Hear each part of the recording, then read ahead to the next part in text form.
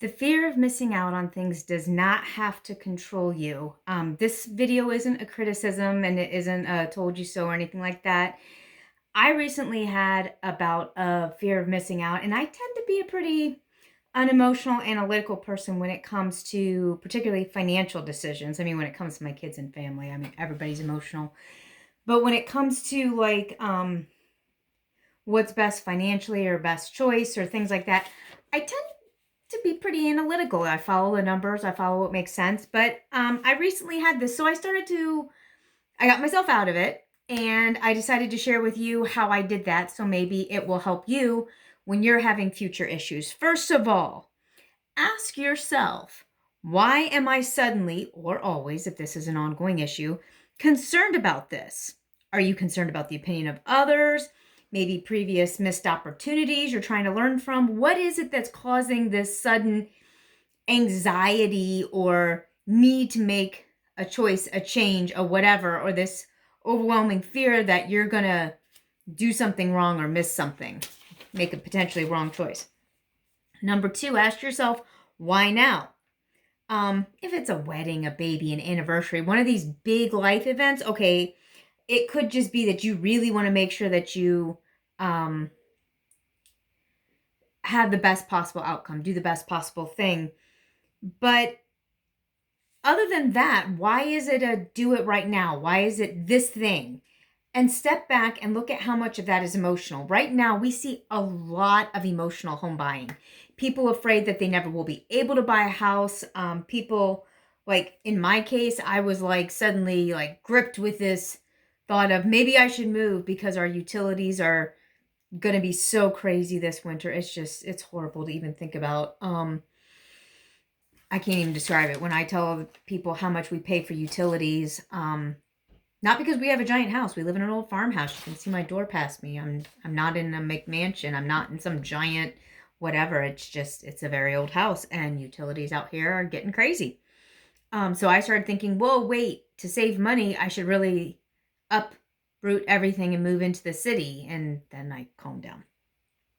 Number three, forgive yourself when you miss an opportunity, because choices, good and bad, are what make up our lives. So I tend to be a major perfectionist. You probably can tell because I have all my notes and I have my this and my that. And a lot of you watching this are probably the same way. That's why you're watching videos, to try to get it right, to try to learn the right way to do things. Well, there's not often going to be a perfect solution in a circumstance.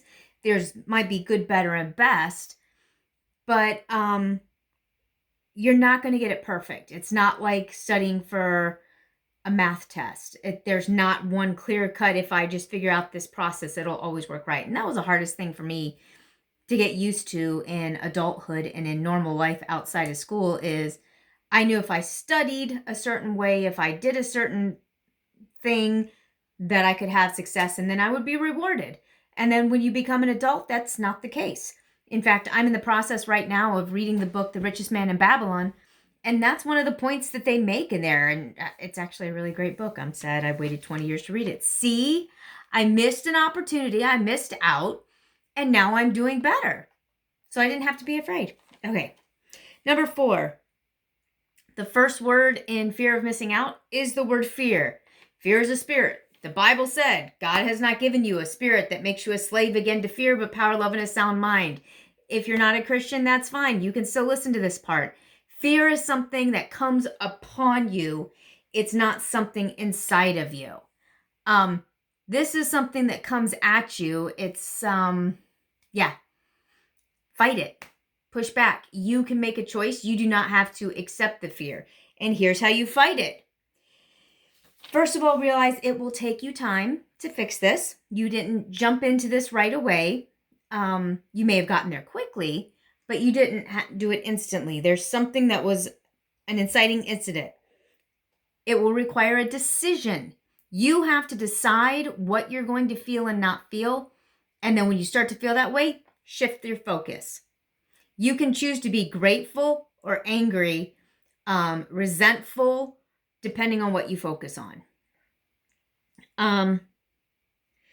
So in my case, in my life, Gratitude has helped me every single time. Let's use it for example. Let's say I'm going along and I'm having a really great day, and then I find out through some social media post that somebody I went to in high school, this did not happen, I'm trying to make up an example. Somebody I went to in high school has gone on vacation to some place I've always wanted to go. I don't know. Let's just say they went to Greece because I'm in America and Greece is far away. That's not a place I've always wanted to go. I mean, it'd be neat, but it's not like, but this person just went to Greece and had this wonderful time and did all these great things and looks beautiful and has perfect clothes and their family's all adorable. And I go from having a great day to being jealous over what they have, what they're doing, what they experienced. That was my choice. I'm trying to think of a way to put this a little bit better, but you get what I'm saying. So let's say I'm having a great day and I just go outside and I'm like, oh my gosh, it's just so nice out. And I got up this morning and my makeup went on right and my hair went on right. My hair looks fine. My pants fit when I put them on. Ladies, you understand that sometimes your jeans just don't want to cooperate. You know, I put on my pants fit fine, go out. I'm looking nice. I run into a bunch of people I know because you know we always run into people when we've just left the gym and we look all like snarly. Having this great day, and then when I walk out, there's somebody that, you know, I see the social media thing and it just crushes me. Well, that's how it works in the negative. It can also work in the positive. You're going along and you're feeling beat down because you feel like you're going to make the wrong choice. You feel like that no choice is going to be right and you're going to end up lacking no matter what. If you stop and go, you know what? I get to decide which of these two great options I want to have in my life. I am so blessed that I get to think through this, and either one is going to be awesome.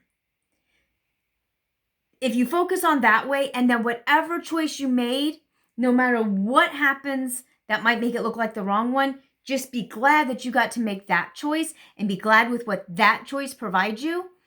And it will kill that fear. And when I do that, it causes me to relax again. It's really a matter of getting your eyes off of your lack and onto your gratitude.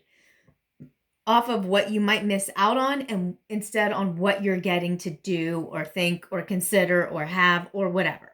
So that is my no holds barred guide to FOMO.